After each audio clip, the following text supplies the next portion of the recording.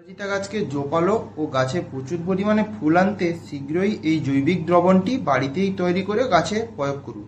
তাহলেই দেখবেন আপনার অপরাজিতা গাছে মাত্র 7 থেকে 10 দিনের ভেতরে প্রচুর পরিমাণে ফুলে ভরে গেছে। এই সিক্রেট দ্রবণটিকে তৈরি করে গাছে প্রচুর পরিমাণে ফুল ধরাতে হলে ভিডিওটাকে স্কিপ না করে লাস্ট পর্যন্ত দেখার অনুরোধ রইল। আমার চ্যানেলে প্রত্যহ কৃষি ও গার্ডেনিং সংক্রান্ত তথ্য আপনারা পেয়ে যাবেন, তাই চ্যানেলটিকে অবশ্যই সাবস্ক্রাইব করে আমার পাশে থাকবেন। বন্ধুরা, অপরাজিতা গাছ মাটিতে বা ছাদ বাগানে টবে খুব সহজেই অল্প পরিচর্যার মাধ্যমে গাছে প্রচুর পরিমাণে ফুল ফোটানো সম্ভব। প্রায় লোকের বাড়িতে অন্যান্য ফুলের সঙ্গে শোভা পায় এই অপরাজিতা। এই অপরাজিতার বিভিন্ন কালারের হয়, তার মধ্যে সবথেকে বেশি আমাদের চোখে যেটা পড়ে তা হচ্ছে সাদা ও বেগুনি। এই দুই কালারের অপরাজিতাকে আমরা বেশি লক্ষ্য করি।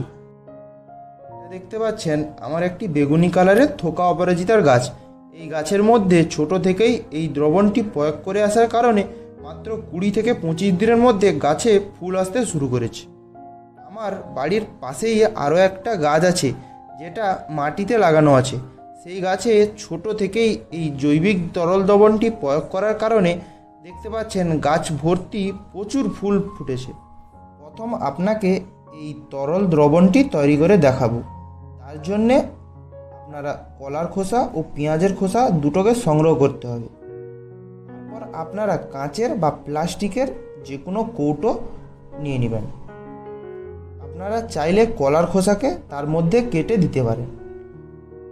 যদি কলার খোসা একটু কালো হয়ে থাকে তাহলে আপনারা কলার খোসাকে না কেটেও সরাসরি জারের মধ্যে ভরে দিতে পারেন। আমি সরাসরি জারের মধ্যে কলার খোসাগুলোকে দিয়ে দিচ্ছি। খোসা ও পেঁয়াজের খোসাকে ভালোভাবে কৌটোটির ভেতরে দিয়ে দিবেন।